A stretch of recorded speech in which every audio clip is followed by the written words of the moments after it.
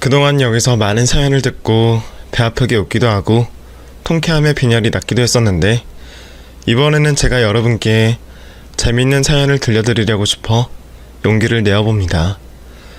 저는 40대 초반의 여자이고 한 가정의 아내이자 엄마입니다. 지금의 평범한 가정이 되기 전 경악할 만한 스릴러 사연이 있는데요. 지금부터 열심히 꾹꾹 눌렀을 테니 끝까지 들어주셨으면 감사하겠습니다. 저는 지극히 평범한 집안의 둘째 딸로 태어났습니다. 언니와 조금 싸우긴 했지만 행복한 가정 안에서 사랑받고 잘 자랐죠. 고등학교 때부터 승무원의 꿈을 가지고 있어 오직 승무원이 되겠다는 마음으로 입시 준비를 했답니다. 그래서 공부와 다이어트를 동시에 하며 고생을 2배로 했습니다. 잘 먹고 공부해도 모자랄 판이라며 부모님이 호되게 혼을 내셨지만 저는 한번 빼놓은 살을 다시 찔까봐 하루에 2끼만 먹으며 고3 시절을 보냈답니다. 그렇게 독하게 마음먹고 꿈을 향해 달렸더니 항공서비스학과에 합격했습니다. 면접까지 모두 무난하게 통과해서 대학 생활을 시작할 수 있었네요. 승무원은 영어를 기본적으로 할 줄 알아야 해서 놀 시간 없이 공부만 했답니다. 그렇게 대학을 졸업하자 우리나라에서 가장 큰 항공사의 승무원으로 취직했습니다. 학창시절에 늘 하고 싶던 일이라 처음 시작했을 땐 힘든지도 모르고 일했어요. 그런데 비행이 늘고 진상 승객들을 만나보니 승무원이라는 직업이 고달프고 힘들다는 걸 알게 되었죠. 승무원이 하늘의 시녀라고 했던 선배의 말이 맞는 말이구나 싶었답니다. 그래도 전 일의 일부가 힘들 뿐 제복을 입고 일하는 제가 자랑스러웠습니다. 이런 긍정적인 마음으로 일했고 승객들에게 최선을 다했습니다. 저로 인해 여행길이 편하기만 한다면 어떤 수고도 아끼지 않았죠. 그렇게 31살이 될 때까지 승무원 일을 하며 불규칙한 일상을 보냈습니다. 제가 잠이 많은 편인데다 휴일에는 집에서 꼼짝도 하기 싫어 밖을 나가지 않았습니다. 그런 탓인지 연애를 오랫동안 쉬게 되었죠. 부모님은 제가 안쓰럽게 일하는 것 같다며 지상직으로 바꿔보면 어떻겠냐는 말씀을 자주 하셨습니다. 이에 저는 힘들고 스트레스를 많이 받긴 하지만 누가 뭐래도 제가 하는 일이 최고로 생각해서 끝까지 비행기 안에서 일하는 승무원이 되겠다고 다짐했습니다. 그러던 미국행 비행을 하게 된 날, 저는 비즈니스석에 올라 승객들에게 서비스하며 일하고 있었어요. 승무원이라면 누구나 한 번 이상은 승객들에게 대시를 받거나 호감이 있다는 쪽지를 받기 마련인데, 그날은 제가 한 남자에게 대시를 받았답니다. 저에게 첫눈에 반했고 저를 오래전부터 알아온 것 같다며 뻔한 레퍼토리로 들이대더라고요. 그래서 전 매뉴얼대로 죄송하다, 승객과 사적인 만남을 가지거나 연락처를 교환하면 안 된다고 답하고 무시해버렸습니다. 그런데 그 남자는 끈질기게 저를 불러 한 번만 만나달라고 애걸복걸했습니다. 인물도 훤칠하고 성격도 좋아 보여 여자들에게 인기가 많을 것 같아 왜 이렇게까지 들이대는지 모르겠더라고요. 제가 승무원이긴 하지만 특출나게 예쁘거나 세련되지 않아 이런 경험이 거의 없었으니까요. 여하튼 저는 거절 의사를 확실히 밝히고 미국 공항에 도착해 승객들을 안전하게 내려드렸고, 저 또한 미국 숙소를 잡고 이틀 뒤 돌아가는 비행기를 탈 때까지 쉬게 되었습니다.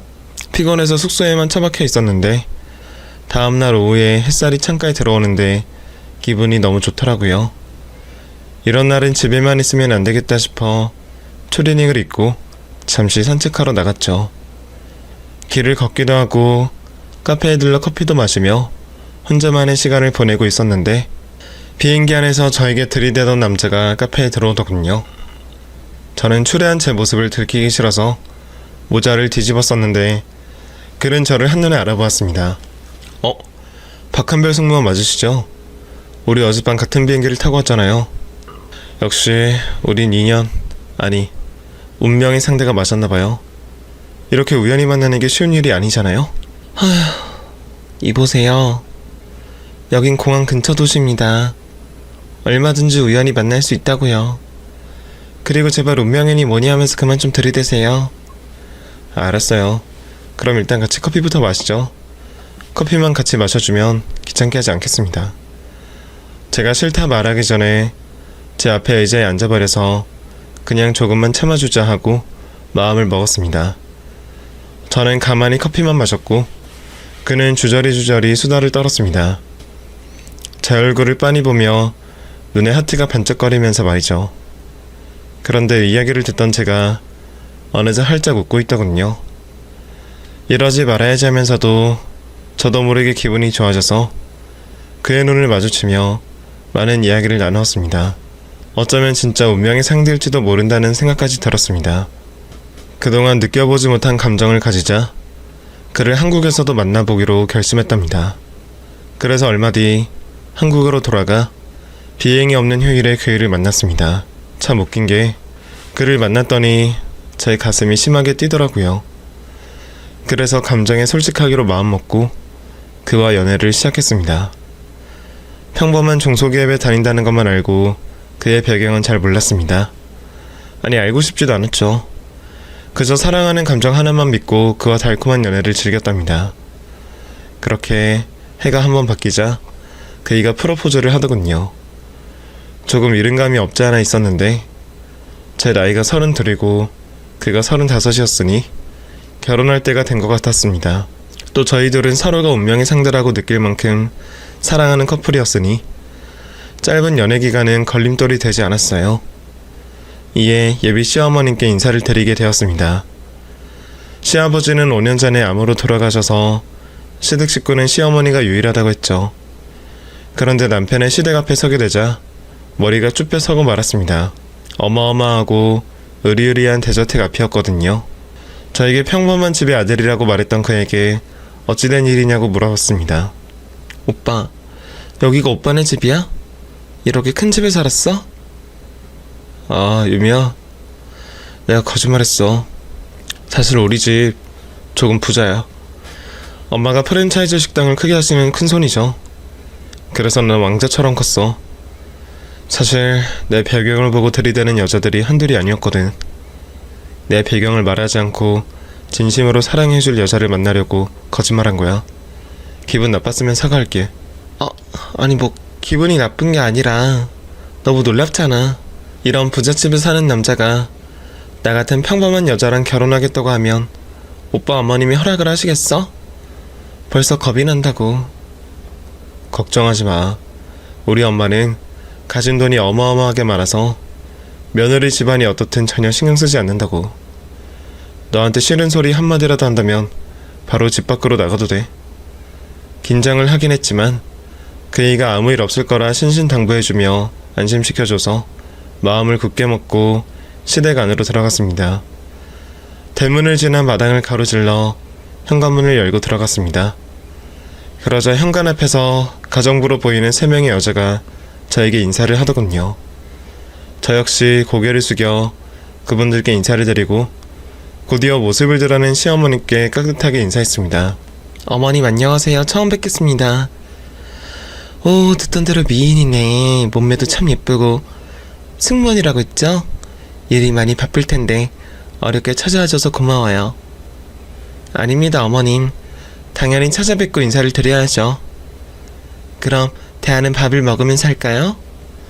그래서 저와 예비 시어머니와 남편이 셋이 어마무시하게 큰 식탁 앞에 앉아 수저를 들었습니다. 긴장한 저는 음식이 입에 들어오는지 코로 들어오는지 정신이 없었습니다. 시어머니가 긴장을 풀려며 농담도 해주시고 많이 웃어주셨습니다. 그리고는 집안 배경이나 부모님 직업 같은 건 하나도 묻지 않으셨습니다. 그냥 저와 예비 남편이 서로 사랑하면 더 바랄 게 없다며 결혼을 허락해 주시더라고요. 그래서 전 시어머니가 굉장히 쿨하고 신세대적인 마인드를 가지고 있구나 생각하고 결혼 뒤에도 고부 갈등 같은 건 없을 줄 알았습니다. 저희는 일주일 뒤에 상견례를 하게 되었는데 거기서도 양가 부모님이 화기애애한 분위기 속에서 저희 두 사람이 잘 어울린다는 말을 한참 동안 하셨습니다. 그리고 친정엄마가 먼저 신혼집과 혼수는 어떻게 할 건지 물으셨는데 시어머니는 고개를 가로저으며 이렇게 대답하셨습니다. 사돈, 그러지 말고 제가 애들을 몇 년만 데리고 살면 안 될까요? 혼수고 예단이고 다 생략하고 유미가 몸만 들어와서 몇 년만 같이 살면 제가 나중에 신혼집 혼수 다 해줘서 분가시키도록 하겠습니다. 네? 그럼 저희 유미더러 시집살이를 하라고요? 얘는 할 줄 아는 게 하나도 없는데요. 에이, 사돈도 참. 제가 설마 유미한테 숫자질 하려고 같이 살자고 하겠어요? 집에 가정부가 셋이나 있는데 유미가 뭐하러 고생을 하겠어요? 저는 그냥 유미가 너무 예뻐서 모녀지간으로 몇 년 지내고 싶은 욕심이 있는 것 뿐이라고요. 시어머니가 예고도 없던 시집살이를 제안하셔서 조금 난감하긴 했지만 듣고 보니 진심으로 저를 예뻐해 주셔서 같이 살길 바라시는 것 같았습니다. 게다가 시어머니 말씀대로 시댁에는 가정부가 셋이나 있었으니 제가 고생할 염려는 할 필요가 없었죠. 그래서 긍정적으로 생각하고 대답을 하려고 하는데 이번에는 승무원 일을 그만두었으면 좋겠다고 말씀하셨습니다. 시집살이는 할 수 있었는데 제 직업을 버리는 건 아닌 것 같아 그 자리에서 바로 거절을 했습니다. 어머님, 죄송하지만 승무원을 그만두는 건 어렵겠어요. 제가 진심으로 사랑하고 자랑스러워하는 일이라 쉽게 그만둘 수가 없습니다. 어머, 내가 실수를 했구나. 유미야, 미안하다. 나는 그저 너와 오랜 시간을 함께 보내고 싶어서 그런 생각을 한 거야. 그렇게 생각해 주셨다니 고맙습니다. 그런데 승무원을 그만두고 싶진 않아요. 그래. 일은 그럼 계속하면서 같이 지내자. 그럼 너도 나랑 사는 걸 허락해 주는 거지? 네. 저도 어머님이랑 같이 지내보고 싶어요. 많이 배워서 분가하도록 하겠습니다. 그렇게 남편과 결혼식을 올리고 시댁에 들어가 살게 되었습니다. 시어머니는 제가 아침 일찍 밥을 하러 나오면 가정부가 있는데 못하러 고생을 하느냐며 방으로 돌려보냈습니다. 그리고 비행을 하고 온 날이면 피곤할 테니 아무것도 하지 말고 푹 쉬라고 배려해 주셨죠. 남편을 만난 것도 큰 복인데 시어머니까지 이렇게 좋은 분을 만나니 제 인생은 축복의 연속이었습니다. 한편 남편과 저는 연애 때 못지않게 불타는 사랑을 했습니다. 매일같이 뜨겁고 황홀한 밤을 보내며 사랑을 쌓고 또 쌓았죠. 깨를 볶는 신혼이었으니 눈만 마주쳐도 활활 타올랐답니다. 그렇게 몇 달의 시간을 보냈더니 시어머니가 임신 이야기를 꺼내시기 시작했습니다. 저는 쿨하고 열려있는 마인드인 줄 알았는데 시어머니도 다른 시어머니들과 다르지 않았답니다. 유미야, 이제 슬슬 아이를 가져야 하지 않겠니? 승무원은 육아휴직이 있어서 애를 낳아도 문제 없는 걸로 알고 있는데 어떻게 올해 안에 소식을 들을 수 있겠니? 네? 벌써요? 어머님, 너무 이른 거 아닌가요? 저와 오빠는 아직 신혼을 더 즐기고 싶은데요. 너희가 좋을 때라는 건 나도 잘 알지. 그런데 네 나이가 내년이면 33이잖아. 계속 미루다 40줄에 임신하면 너도 아이도 힘들어져. 그 전에 아이를 낳았으면 좋겠구나. 아, 제가 생각이 짧았네요. 어머니 말씀을 들어보니 맞는 말씀 같아요. 그럼 오빠랑 이야기해서 계획을 세워볼게요. 저는 상황을 넘기려고 마음에도 없는 말을 했는데 시어머니가 남아 선호 사상이 강하다는 걸 보여주는 말씀을 하셨네요. 유미야, 내 아들이 3대 독자인 건 알지? 우리 가문은 아들이 귀한 집이라 꼭 아들을 낳아야 한다. 네가 아들을 낳아주면 내가 바로 분가시켜주도록 하마. 어떠니? 아들이요? 요즘은 아들 딸 구분하지 않지 않나요? 3대 독자는 이런 것도 다 옛말이라 꼭 아들을 낳을 필요가 있나요? 그 순간 시어머니 표정이 무섭게 변하자 제가 말실수를 했다는 걸 깨달았습니다.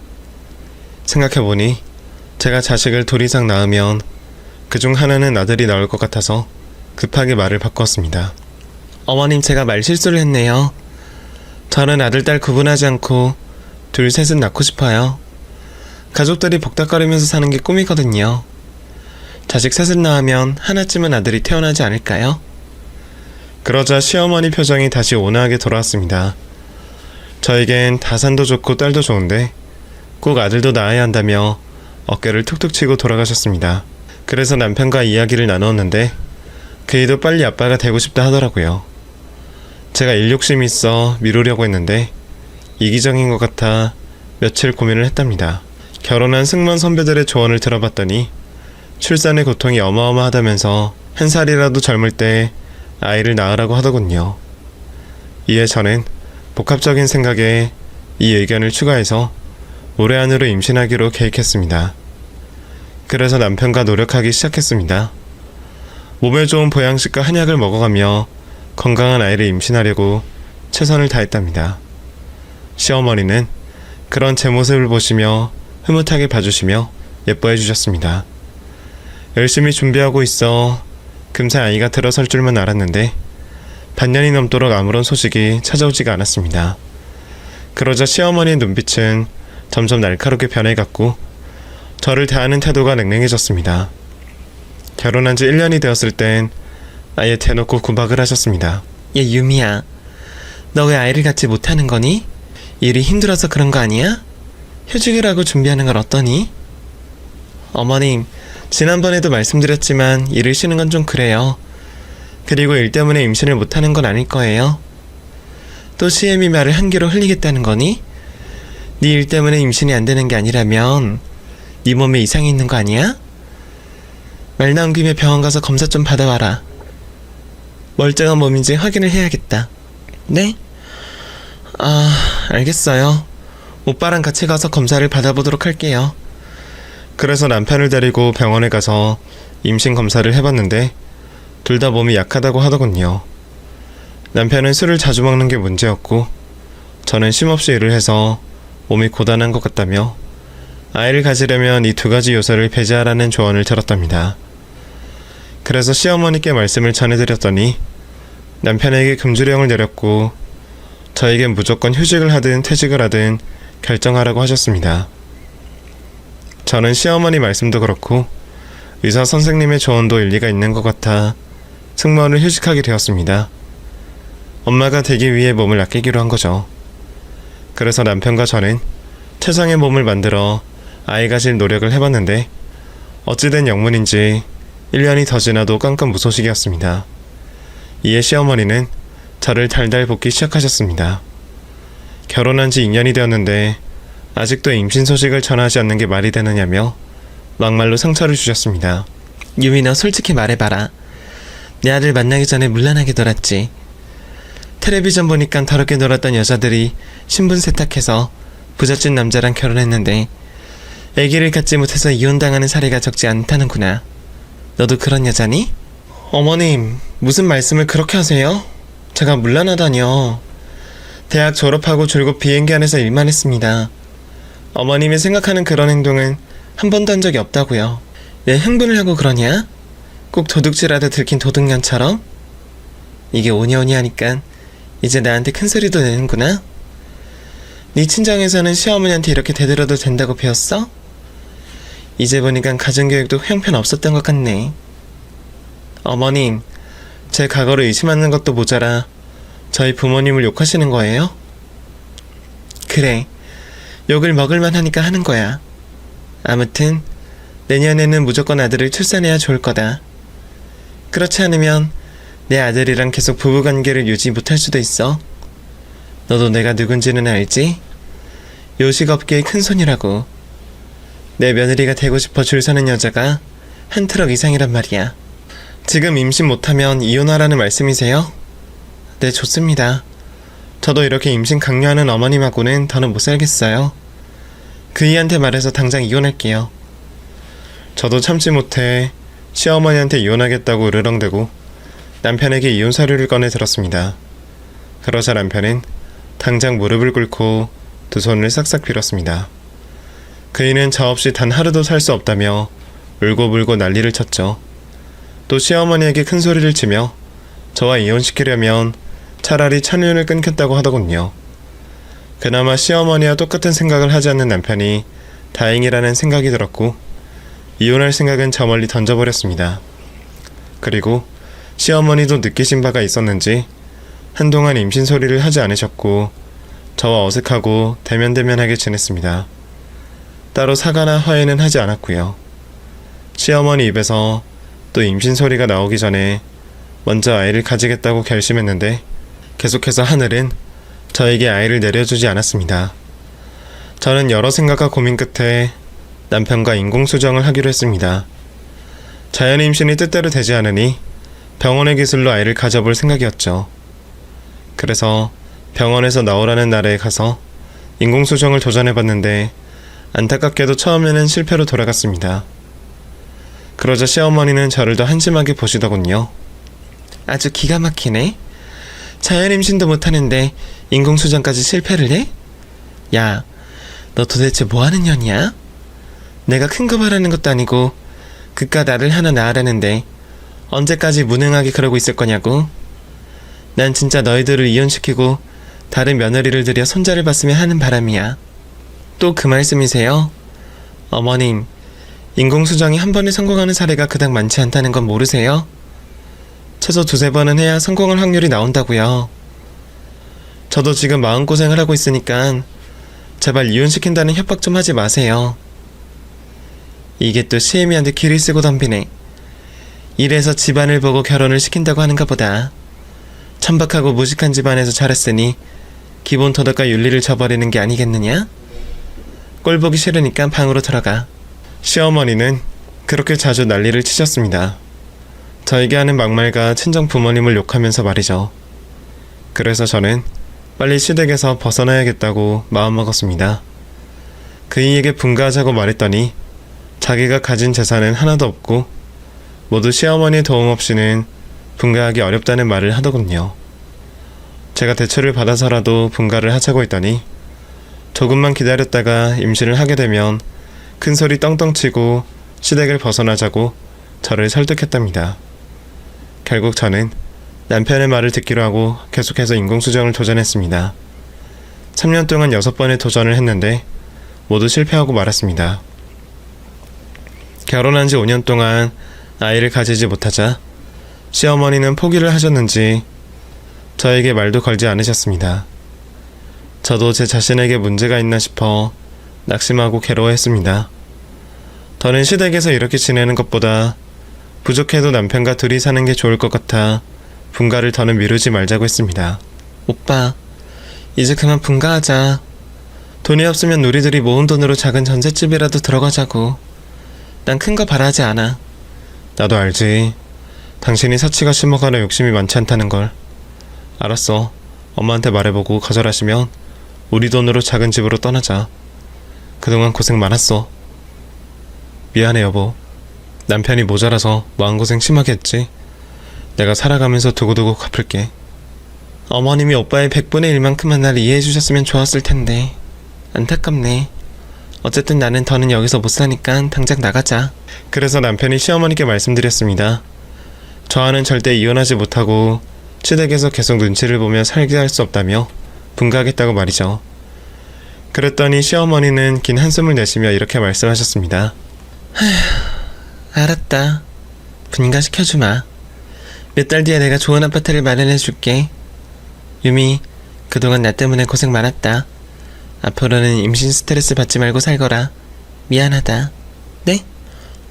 어머님, 지금 저한테 사과하신 거예요? 그리고 임신하라는 말씀을 더는 하시지 않겠다는 거죠? 그렇다니깐. 나도 사람인데 언제까지 널 괴롭히겠니? 그냥 너희들이 행복하게 살아라. 생각해보니 무자식 상팔자라는 말이 괜히 있는 게 아닌 것 같더라. 두 사람이 그동안 끈끈한 부부라는 걸 수천 번 느꼈으니 계속해서 그런 부부로 살도록 해. 저는 시어머니의 사과에 눈물이 절로 나왔습니다. 그동안 서른과 마음고생했던 게 싹 내려가는 기분이었죠. 그래서 시어머니께 다가가 두 손을 잡아드리며 앞으로 잘 살겠다고 말씀드렸고 꼭 손주를 안겨드리겠다고 약속했답니다. 그렇게 며칠 동안은 시어머니가 다정다감하게 대해주셨습니다. 분가하기 전에 잘해주시라고 최선을 다하시더라고요. 그래서 과거의 서운함을 털어버리고 좋은 감정으로 하루하루를 보내고 있었답니다. 그리고 며칠 뒤 시댁 가정부 하나가 그만두게 되었고 새로운 가정부가 집에 들어왔습니다. 겉보기에 20대 중반으로 보이는 아가씨였는데 얼굴도 예쁘고 성격도 싹싹하더라고요.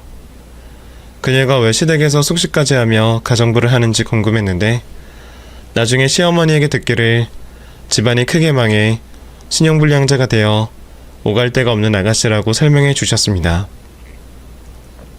그제야 사연이 있는 사람이구나 싶어 분가하기 전까지 잘해줘야 하겠다고 마음먹었습니다. 젊은 가정부는 살림을 야무지게 잘했어요.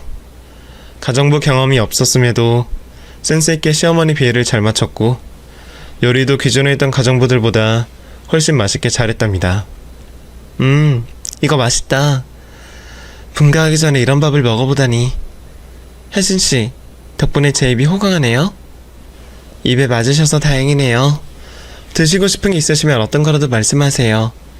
제가 한식, 중식, 양식, 조리사 자격증이 있는 요리사 출신이거든요. 요리사를 하셨었구나. 어쩐지 솜씨가 보통이 아니더라. 나중에 저랑 남편이 분가해도 혜진씨한테 반찬 얻으러 자주 올게요. 그래도 되죠? 그럼요, 얼마든지 오세요. 그렇게 젊은 가정부와 이틀 만에 친해져서 수다도 떨고 같이 커피도 마셨습니다. 집안 사정은 묻지 않고 앞날의 희망을 놓지 말고 열심히 살라고 조언해 주었죠. 가정부는 제가 친언니 같다며 분가 후에도 친하게 지내면 좋겠다고 여러 번 말했답니다. 며칠 뒤 시어머니가 아파트를 계약하고 왔다며 분가하라는 소식을 전해주셨습니다. 드디어 이곳에서 벗어나 남편과 둘만의 시간을 지내겠구나 하며 기쁜 마음을 감추지 못했습니다. 어머님 감사해요. 저희 진짜 잘 살게요. 그리고 손주도 꼭 낳을게요. 손주 이야기는 그만하자니까. 그냥 너희들이 알아서 잘 살라고. 감사해요, 어머님. 그럼 언제 입주할 수 있는 거예요? 시어머니는 보름의 시간이 남았다며 혼수를 같이 보러 가자고 말씀하셨습니다. 그러던 어느 날 새벽에 잠에서 깼는데 남편이 침대에 없는 겁니다. 그이는 자는 동안 한 번도 깨지 않는 건 물론이고 누가 업어가도 모르는 사람이라 어딜 갔는지 걱정이 되더라고요. 그래서 방문을 슬며시 열고 거실과 주방을 가봤는데 남편은 보이지 않았습니다. 혹시 베란다에서 담배를 피우나 싶어 나가봤더니 거기에도 보이지 않았어요. 화장실과 옷방까지 들어가봤지만 그이는 어디에도 없었습니다. 그래서 방으로 들어가 전화를 걸어봤는데 남편 핸드폰은 방에 있더라고요. 핸드폰을 놓고 어딜 갔는지 심히 걱정되었죠. 이 시간에 외출할 사람이 절대 아니어서 발만 동동 구르며 남편을 기다렸답니다. 그런데 잠시 후 방문 열리는 소리가 들렸습니다. 어느 방인지는 모르겠지만 남편인가 싶어서 다시 거실로 나갔습니다. 누군가 베란다 문을 열었는지 거실 커튼이 바람을 맞고 흔들거리고 있었습니다. 제가 남편을 찾을 때 닿지 않았나 싶어 베란다를 향해 걸어갔답니다. 그런데 바람에 흔들리는 커튼 사이로 남편의 얼굴이 보였어요. 그리고 마주보고 있는 시어머니 얼굴도 보였죠. 두 사람은 비밀 대화를 하는지 소곤거리고 있었습니다. 저는 까치발을 들고 가까이 다가가 두 모자의 대화를 엿들었습니다. 아들, 엄마만 믿으면 문제없어. 인상 좀 펴. 엄마, 아무리 그래도 이건 아닌 것 같아. 유미한테 죄를 짓는 거잖아. 우리 이러다 나중에 큰 벌을 받을 거야. 우리가 무슨 죄를 지었다고 큰 벌을 받아. 애기를 못 낳는 년이 며느리여서 애기 낳는 여자를 집에 들인 게 죄야? 옛날에는 일부 이처제 같은 건 보통 일이었다고. 지금이 조선시대도 아니잖아. 엄마, 우리 여기까지만 하자. 나 너무 괴로워. 그만하고 싶단 말이야. 이놈의 자식이 누굴 닮아서 이렇게 여린 거야? 이 녀석아, 오늘이 처음 다닌데 왜 죄책감을 가져? 지금까지 여러 번 혜진이 방에서 같이 잠자리를 가졌잖아. 이제 곧 임신 소식이 들려올 거라고. 젊고 건강한 애라 네 마누라와는 다르게 금세 아들을 낳아줄 거란 말이야. 무슨 일이 있어도 난 손자를 품에 안고 말겠어. 그게 내 마지막 소원이니까 무조건 시키는 대로 해. 내가 우유부단해서 엄마가 시키는 대로 하긴 했는데 자책감과 자괴감이 들어. 사랑하지도 않는 여자와 같이 사는 게 얼마나 곤욕스러운 줄 알아? 하루하루가 지옥 같다고. 으이구, 이 순에 빠진 놈. 다른 남자들은 마누라 말고도 여러 여자들과 놀아나는데 넌 겨우 대리모랑 잠자리를 가졌다고 걱정하는 거야? 내가 널 그렇게 순하게 키우지도 않았는데 왜 이러는 거니? 이혼도 싫다, 대리모도 싫다고 하면 어쩌라는 거야? 둘 중 하나를 고른 건 바로 너야. 네가 내린 결정이니까 잔말 말고 계속 대리모랑 잠자리를 가지도록 해. 싫어. 더는 못하겠어. 내일 대리모 내보내줘. 안 돼. 내가 대리모한테 돈을 얼마나 많이 썼는데 여기서 포기하라고? 야, 겁 좀 내지 마.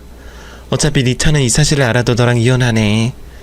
우리가 보통 부자도 아닌데 이 집 며느리를 포기하겠니? 넌 아직도 유미가 너에 대해 아무것도 모르고 결혼을 결정한 것 같아? 아닐걸? 네가 부잣집 아들인 걸 진작부터 알고 있는 데다 연기했을 거야. 넌 그게 진심인 줄 알고 홀랑 넘어간 거고. 아니야.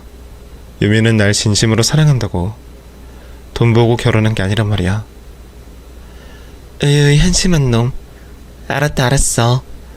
니들 사랑은 아주 거룩하고 아름답다. 됐냐?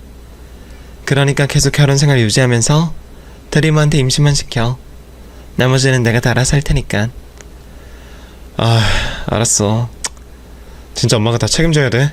나중에 애기를 낳으면 유미를 잘 설득해달란 말이야. 걱정도 팔자네. 그만 좀 해라. 쟤는 너랑 절대 이혼 안 한다니까.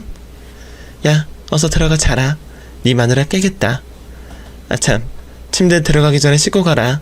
지금 걸리면 곤란하니까. 두 모자의 대화는 끔찍했고 믿을 수 없었습니다. 저는 다리를 휘청하며 바닥에 주저앉고 말았답니다. 그 소리를 들은 남편이 커튼을 젖히고 제 얼굴을 내려다보았습니다. 유미야, 너 언제부터 거기 있었어? 어머, 유미 자다가 깼니? 배라도 고픈 게냐? 남편은 얼굴이 하얗게 질렸는데 시어머니는 뻔뻔하게 미소를 지으며 말하더군요. 저는 복잡한 심경이었지만 결론은 이미 내렸습니다. 이 악마 같은 시어머니를 가만두지 않겠다고 말이죠. 주저앉아 있던 저는 몸에 힘을 끌어모아 시어머니를 향해 뛰어올랐습니다. 이 정신병자야. 당신이 그러고도 사람이야? 가정부가 대리모였다고? 이 또라이년아. 가만두지 않겠어. 소리를 지르며 시어머니 얼굴에 니킥을 날리자 코피를 쏟으며 쓰러지더군요. 이어서 시어머니의 머리채를 잡고 기싸대기를 연타로 날렸습니다. 이성을 잃어서 제 몸을 제어하지 못했죠. 그러자 맞고 있던 시어머니가 따기를 맞으며 대답하더군요. 아, 그만해. 아, 야, 이년아. 네가 제때 임신만 했어도 내가 이런 짓을 했겠느냐? 그리고 대리모가 어때서? 이거 나이 불량품내나 끝까지 잘못을 인정하지 않네. 이 망할 노인네. 너 같은 건 어른 대접 받을 자격 없어. 오늘 돼지게 맞아봐라. 그리고 신고해서 당신을 처참히 부숴주겠어. 제 따기의 시어머니는 양볼이 부어올랐습니다. 더 때렸다간 큰일이 날 것 같아 바닥에 밀쳐버리고 다음으로 남편놈의 머리채를 잡고 니킥으로 배를 가격했답니다. 네 놈이 감히 나를 두고 옆방에서 다른 년이랑 잠자리를 해? 네 애미가 시켰다고 그 짓거리를 하냐고. 이 쓰레기 자식아. 유미야, 미안해. 엄마가 분가시켜줄 조건으로 대리모를 요구했어. 그렇지 않으면 우리 두 사람을 이혼시키겠다고 으름장을 놓았다고. 나도 고민하다가 어쩔 수 없이 결정한 거야. 다른 감정 없이 임신만 시킬 생각으로 잠자리를 한 거라고. 그런데 죄책감에 그만하려고 했어. 아까 당신도 들어서 알잖아. 웃기고 자빠졌네. 이미 실컷 잠자리를 가졌으면서 이제야 후회하면 뭐래? 이 우라실 놈. 너랑은 끝이야. 저는 남편의 따기를 분노가 풀릴 때까지 연타로 날렸습니다. 그이가 사과를 계속해줬지만 용서가 될 리 없었죠. 잠시 후 남편까지 실컷 두들겨 패주고 모자를 바닥에 나자빠지게 하고 다음으로 저에게 콧소리를 내며 친한 척 착한 척 했던 대리모 방문을 열려고 했습니다. 그런데 거실에서 난리가 난 걸 알고 문을 잠가두었더군요. 이에 저는 발로 방문을 걷어차 한 방에 열었습니다. 이리 나와, 이 결례년아. 이불 속에 숨어있던 대리모이자 상간녀는 바들바들 떨고 있더군요. 언니 잘못했어요. 전 돈이 필요해서 그런 거예요. 다른 뜻은 없었다고요. 아무리 돈이 급해도 할 일이 있고 못할 일이 있는 거야. 넌 돌이킬 수 없는 일을 했고 나를 분노하게 만든 쓰레기 중 하나야. 결국 그냥 넘어가지 않을 테니까 당장 나와. 안 그럼 몽둥이를 들고 패주겠어. 알았어요. 나갈게요, 언니. 제발 얼굴은 때리지 말아주세요. 대리모가 이불 밖으로 나오며 말을 끝내자마자 그년의 따기를 날려버렸습니다. 그리고 머리채를 잡고 풍차 돌리기를 하고 니키가 싸대기를 번갈아가며 날려주었죠. 이윽고 쌍코피를 흘리며 쓰러진 대리모를 거실로 질질 끌고 가서 모자 옆에 내팽개쳤습니다. 그리곤 핸드폰을 꺼내 사진 여러 장을 찍었고 상간녀 방에서 신분증을 챙겼답니다. 이혼은 물론이고 소송과 경찰 신고를 하기로 마음먹고 시댁을 나가려고 했습니다. 그러자 시어머니가 네 발로 바닥을 기어와 제 다리를 붙잡았고 남편도 똑같이 제 다리를 잡더군요. 세아가, 유미야, 내가 잘못했다. 저 대리모 내치고 너희 분가시켜 줄 테니 없던 일로 해주면 안 되겠어? 앞으로 너한테 임신 강요도 하지 않고 이런 몹쓸 짓은 버리지 않으마. 우리 조용히 넘어가자, 응? 자기야, 우리가 잘못했어. 엄마랑 내가 큰 실수를 벌인 거 잘 알아. 하지만 나는 당신 없이 못 사는 거 알잖아. 이혼만은 참아줘. 이성을 찾고 대화로 풀자고. 저 대리모랑은 잠자리만 같이 했지 다른 감정은 전혀 없단 말이야. 저는 손에 들고 있던 핸드폰을 보이며 말했습니다. 오케이. 두 사람 목소리 녹음됐네. 증거 하나가 늘었어. 이제 이 음성이 어떻게 쓰일지 기대해봐. 내가 너희 모자와 대리모 상간녀를 지옥으로 보내줄 테니까. 세아가, 안 돼. 유미야, 안 돼.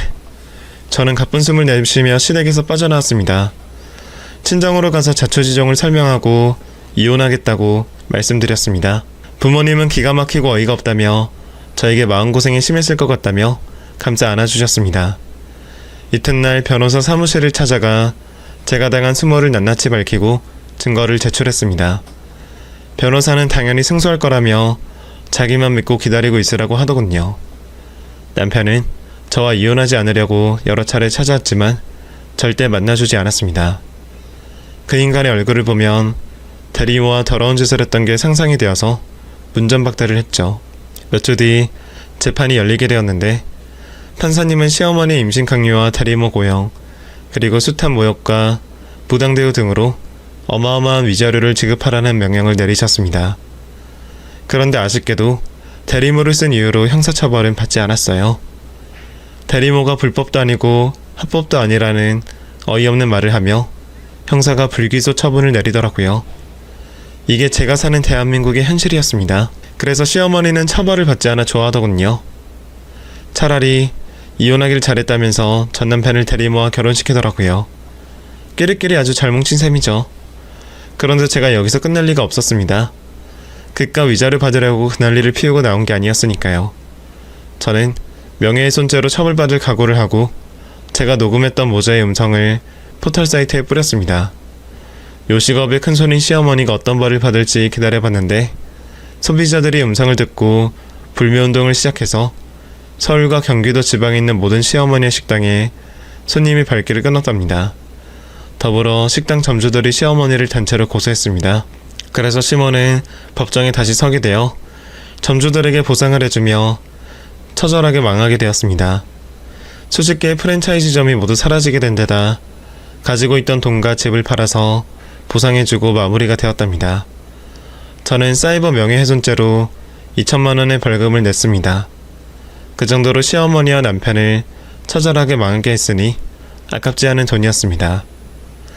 여하튼 시모와 남편은 하루아침에 거지가 되었고 빚을 잔뜩 지게 되어 신용불량자가 되었죠.